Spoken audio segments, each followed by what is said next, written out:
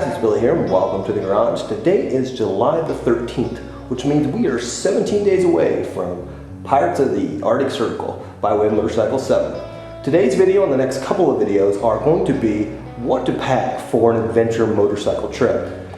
I got a lot of comments, a lot of PMs from people when I did my last packing series, and they said, Billy, you don't need all this stuff. You're packing way too much stuff.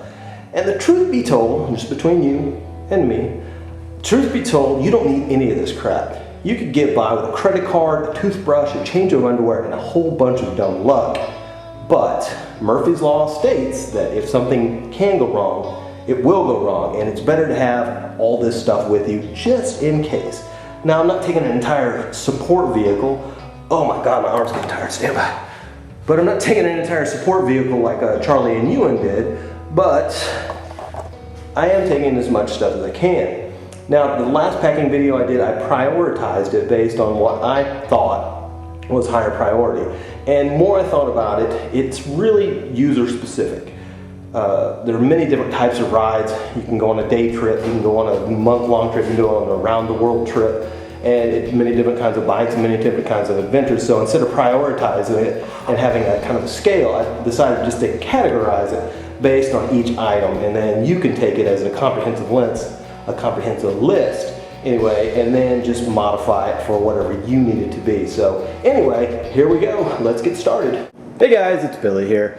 That intro was actually filmed on July 13th. Today is July 17th. We had a little bit of a technical difficulty and didn't quite get the video finished that night. So today is July 17th, which means we are 13 days away from by way of Motorcycle 7. As you can see here, we are in Ground Zero, the B1 Ground Zero. We've got the KLR up on jacks. We're replacing the tires. Don't even get me started on that. That's an entirely different vlog. I'm furious with this thing right now.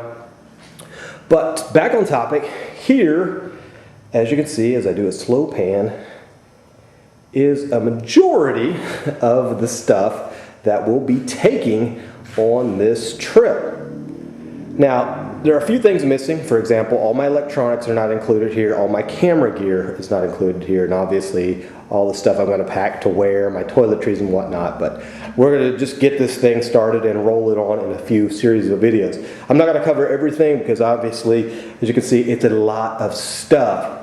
But we'll do a couple of these things today, and then we'll do another couple tomorrow. So let's get started. The first thing I want to talk about is this guy. This is a tactical handgun bag. Sounds pretty fancy. What it's real life used for is carrying, say, a 9mm, 44 caliber, 357, maybe a Desert Eagle to the firing range. And it's got all these various compartments that you can stick clips and ammo, your hearing protection, your glasses, whatever. What it's used for in a motorcycle application, it's made out of very durable, tough nylon. It's kind of a fancy man purse. But because it has all these various compartments, it is very good to organize this crap. With the exception of, say, my tent and my sleeping bag and a few other things, I can get most anything and everything you see here into this bag. And I've packed it and repacked it and packed it again, and so I know exactly where all this stuff is. How's that handy? Well, in a stressful situation where you might need some of this emergency crap, you'll know exactly where it is. You're not fumbling around and rummaging around looking for it. And that will ease your panic and your stress quite a bit. Even though it has a fancy name like Tactical Handgun Bag, you can find this thing for 40 bucks, maybe even cheaper, at a like a military surplus store. So really, really handy, and you can basically just grab it, pull everything you need out of the bike, and it's all there to go. So highly recommend picking one of these up for any kind of crazy motorcycle adventure. The next thing we're going to talk about is a little bit of administrative stuff. Obviously, you're going to carry your wallet. This is kind of self-explanatory. I just wanted to show this to you just in case you forget your wallet. But it'll carry my insurance verification, my driver's license, and my credit cards, and my petty cash. So my wallet, obviously, since I'll be traveling to Canada, crossing international borders, I've got my passport. This is the registration to the KLR. I'll be carrying that. And this is, I'm not going to show it to you because it's kind of personal information, but these are photocopies of my insurance verification, registration, and my driver's license, and then another one for my passport. I recommend this just in case you end up losing this crap. This will save your life. Obviously, you're going to need to take your owner's manual. It's got all kinds of handy little tips on adjustments and stuff. One of the things I recommended in my other packing video was hide this on your bike somewhere you can lock it up safely. You know, usually under your seat. The KLR is a little different because there's no under seat storage. But what I'll do is I'll stick, say, $100 cash and maybe an extra credit card inside here. And that will be kind of a safety net just in case you end up losing this guy. Your bike keys. You're not even getting out of your damn driveway without these. The reason I'm showing this is because you want, in a crazy adventure, you want to carry a spare set. For me, since I'm riding with Tracy and I've got a buddy, I always give him my spare set of keys and then he'll give me his spare set. And that way we've got redundant keys on both sides. But you definitely want to carry your spare keys with you just in case you lose this 1,000 miles, 2,000, 5,000 miles away from home. This little guy can save your life. I always carry a big map. I know in this day and age of GPSs and smartphones, but it doesn't hurt just to have an old school paper map. You want to carry a book for the destination you're going, just in case you want to research while you're getting there. And this is not one of those things that is an absolute necessity, but yeah, it's kind of cool and handy to have. Alrighty, let's talk tools. This is probably the most important piece of toolery in your kit, and this is your factory toolkit. This basically has almost everything you need in a compact package. The problem with it is these tools are not the most convenient tools to use, but they will get you done. So you want to make sure you carry your stock toolkit. In addition, you want to take one of these. It's just a small metric socket kit. It should have every size that you'll need with the exception of a couple of the crazy gigantic bolts, but your stock toolkit will save you from that. I like to carry a small set of crescent wrenches, metric of course. I like to carry a set of Allen head sockets, and these will speed up taking off your fairing plastic, and as well as a couple Allen bolts that you may encounter on your bike. Here we have just a standard screwdriver kit. It's got 8 different screwdrivers and then a handle so you can have a little bit of extra grip. A lot of people may suggest using this type of screwdriver, which is a bit type. But I would save this, leave this at your shop. I use this here in the garage only.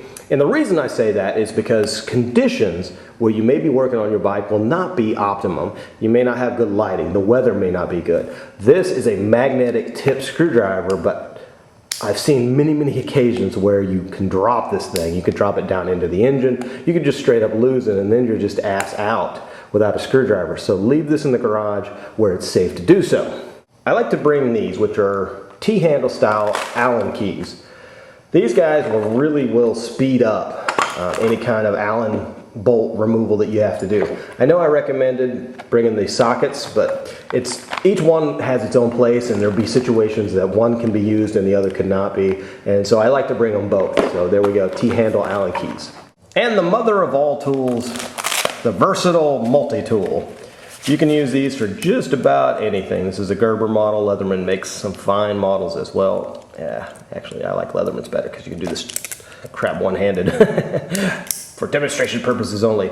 But I would recommend throwing a multi-tool in your bike, even if you're just going to Starbucks. They're handy as hell. So there we have it, the multi-tool. Next on the agenda is my tire repair kit. Now this is for a tubed tire like these guys. But if you're riding something with radial tires like this guy, you want a tubeless tire repair kit, which will have patches and stuff like that in it. But for this particular ride, we're going to do this. So we have bike tubes, front and rear, a bicycle pump, a small air pump. This is actually used on my bicycle. This will take forever to pump up the tire if I get in that situation, but it will work. And tire irons. I also have a bead buddy, which I'll be taking on the trip, but it's actually stuck on the tire. You can see it right there, and that basically helps hold the bead down. We want to bring a tire pressure gauge. I suggest carrying one of these in your bike at all times anyway, so just a standard old school analog tire pressure gauge. Here we have our worst case scenario situation. We have extra levers, both a clutch and a brake. I don't know which one's which. right offhand, not in the camera. And I also have an extra shift lever, and I'll be putting this in my kit as well. Here we have our chemicals that we'll be using for the trip. Here we have a can of chain lube. I know it's Yamaha lube. I happen to buy it at the Yamaha dealership, but it will work on a Kawasaki, at least I hope. I bring a small can of WD-40. You never know when you might need to lube something up, I guess. So yeah, this is kind of cool. It's just a little tiny can of WD-40. Here we have a little tiny thing of Plexus. Now this is not really a maintenance motorcycle thing. It's more of a personal protection thing, but this will be used to clean your face shield of all kinds of bugs and guts and stuff. And Tracy usually carries a big giant one of these. I just have this small one for my personal trips. I think it's kind of cool that it's all small and compact. And here I always carry a package, I guess, of JB Weld. Now this is a super duper strong epoxy. You don't want to mess with this if you don't have to, and basically you mix the two together and it sets almost as hard as steel. And this is a, like I said, worst case scenario kind of situation. And in the end here we have a thing of Loctite. This bike vibrates a lot. These bolts are going to unthread themselves, so if that happens you want to lock them back down with some Loctite.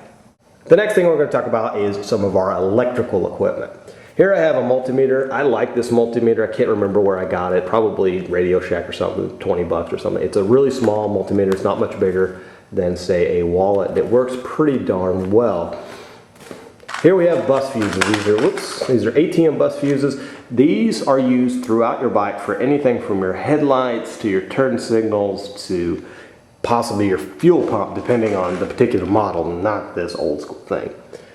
These are handy as hell. You'll have a couple spares in the bike, but it's always, easy to carry more.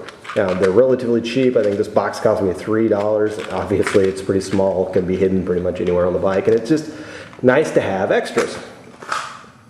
These are solderless connectors. And basically, in case you sever a wire, these guys will save your life putting it back together. You can use your Leatherman, or you can carry, say, a wire pinch specialty tool. I've got one of those in my toolbox. But these will really help you in case you sever a wire. So I'm bringing them.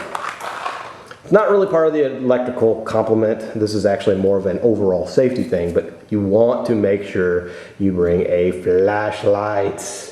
Oh. This is a kind of a badass Surefire aviator flashlight that I got a couple years ago. And obviously, if you're going to bring a flashlight, bring spare batteries. For this one, it's a particular style battery, so yeah. It's not complete electrically without electrical tape. You can use this for almost anything. $1 at your local hardware store, pick some up, electrical tape. This is something I picked up specifically for this ride because this KLR is notorious for having all kinds of battery problems, and it just eats batteries alive sometimes. So this is a cool set of motorcycle jumper cables. It actually plugs in to a car cigarette lighter, so you can jump off of a car if you need to, or it can plug into itself and jump from bike to bike. So that's kind of cool. I don't remember where I got these, but I know that it was like 15 bucks, so a little pair of motorcycle jumper cables. Duct tape, cheap, handy, bazillion uses. I can't tell you what you're going to use this for. You can tell me because you just never know. But duct tape is cheap. You probably already have it in the garage, so bring it. Again, cheap, and you probably already have it in the garage. Zip ties. These, you never know what you can use them for. Zip ties are so badass. They're universal for most anything. One of the funny stories that we never could have predicted is during Chasing the Sun, Tracy actually fixed the air dam, the lower air dam protector on a $90,000 Lexus with a couple of zip ties. So I've got different sizes here, and as you can see, I use them all the time. Earplugs, I don't know where the package to these earplugs is, so I just threw them in a Ziploc bag, but these will save your sanity. You don't really need to carry these because you can buy them almost anywhere, but carry them definitely.